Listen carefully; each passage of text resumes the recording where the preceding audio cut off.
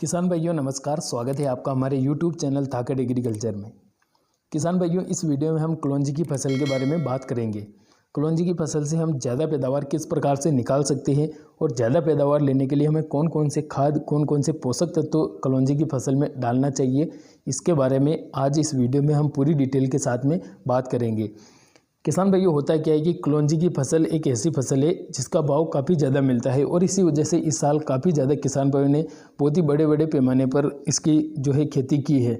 लेकिन इसमें बहुत सारे किसान भाई जो पिछले कई सालों से कलौंजी की खेती करते आ रहे हैं, उनका यह मानना है कि कलौंजी की फसल में केवल यूरिया खाद ही डालना पड़ता है, इसके अलावा ज़्यादा खर्चा करने की ज़रूरत नहीं होती है और इसकी पैदावार वैसे ही अच्छी निकलती है।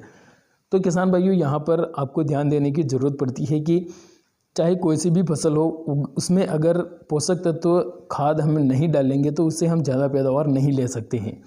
फसल को ग्रोथ करने के लिए पोषक तत्वों की ज़रूरत पड़ती है और हमें समय समय पर वो पोषक तत्व अपनी फसल में डालने ही पड़ते हैं, तभी जाकर हम अपनी फसल से अच्छी पैदावार ले सकते हैं।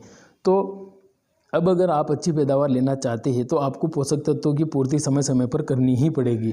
तो इस वीडियो में हम कुछ ऐसे पोषक तत्व आपको बताने वाले हैं जिनका उपयोग करते हैं तो आप अपनी कलौंजी की फसल से काफ़ी बढ़िया पैदावार ले सकते हैं, अच्छी ग्रोथ अपनी फसल को दे सकते हैं। किसान भाइयों, बात करते हैं कि सबसे पहले हम कौन से पोषक तत्वों का उपयोग करें जिससे हमारी फसल में आने वाला पीलापन भी ठीक हो जाए और हमारी फसल की काफ़ी अच्छी तरीके से ग्रोथ हो। तो देखिए किसान भाइयों, जब कलौंजी की फसल 40-50 दिनों के आसपास होती है तो उस समय पर आपको सबसे पहले तो यूरिया खाद डालना पड़ता है, क्योंकि यूरिया खाद में नाइट्रोजन पाई जाती है और नाइट्रोजन की पूर्ति कम से कम एक बार तो हमें कलौंजी की फसल में करनी ही पड़ती है। तो इसका उपयोग आप 40 किलोग्राम प्रति एकड़ के हिसाब से कम एक बार अपनी कलौंजी की फसल में ज़रूर कीजिए। अब यूरिया खाद के साथ में आपको एक माइक्रो न्यूट्रिएंट लेना पड़ता है, जिसके रूप में आप इफ्को की सागरिका ले सकते हैं। किसान भाइयों, इफ्को की जो सागरिका आती है इसमें कई प्रकार के पोषक तत्व, कार्बोहाइड्रेट्स, एंजाइम, प्रोटीन सभी तरीके से संतुलित मात्रा में मौजूद रहते हैं, जो आपकी फसल को अच्छी ग्रोथ देते हैं और कलौंजी की फसल में बेहतर फुटान के लिए यह चीज़ काफ़ी अच्छी तरीके से काम करती है। तो आपको 10 किलोग्राम प्रति एकड़ के हिसाब से इफ्को सागरिका भी लेनी पड़ती है। अब तीसरी चीज़ की अगर बात करें तो कलौंजी की फसल में क्या होता है कि जब कलौंजी की हाइट बढ़ती है तो उसमें लास्ट में जाते जाते कलौंजी के पौधे इधर उधर गिरने लग जाते हैं, तना भी टूट जाता है। तो इस चीज़ के लिए हमें एक चीज़ डालनी पड़ती है, वो है माइकोराइजा। किसान भाइयों, माइकोराइजा जड़ों का अच्छी तरीके से विकास करता है, जड़ों का फैलाव काफ़ी बढ़िया तरीके से करता है और जड़ों की जो मिट्टी में पकड़ होती है उस पकड़ को काफ़ी सुदृढ़ बनाता है। तो अगर हम माइकोराइजा भी इनके साथ लेते हैं तो वो काफ़ी अच्छी तरीके से हमारी फसल को ग्रोथ देगा और जो हमारी फसल इधर उधर गिर जाती है, तना टूट जाता है, तो वो समस्या हमारी फसल में नहीं आएगी, क्योंकि यह जड़ों को मजबूत कर देगा तो पौधा इधर उधर नहीं गिरेगा।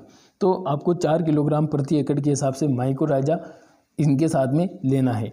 अब इनको जब आप उपयोग करते हैं तो यूरिया खाद के साथ में आपको इन सभी पोषक तत्वों को एक साथ में मिलाकर जो है पिलाई के पहले आपको अपनी कलौंजी की फसल में डाल लेना है और उसके बाद में पिलाई करनी है। और इन पोषक तत्वों को डालने से पहले भी आपको एक चीज़ ध्यान में रखनी है कि अपनी फसल में खरपतवार नियंत्रण समय पर कर लें, क्योंकि अगर खरपतवार भी होते हैं और आप ये खाद डालते हैं तो उससे क्या होता है कि ये जो पोषक तत्व होते हैं ये आधे आधे हिस्सों में बढ़ जाते हैं, मतलब आधा हिस्सा खरपतवार ले लेते हैं, आधा हमारी फसल को मिलता है। तो उससे हमारी फसल की ग्रोथ डैमेज होती है, अच्छी ग्रोथ नहीं हो पाती है। तो खरपतवार नियंत्रण करने के बाद ही ये पोषक तत्व डालें और उसके बाद में पिलाई करें।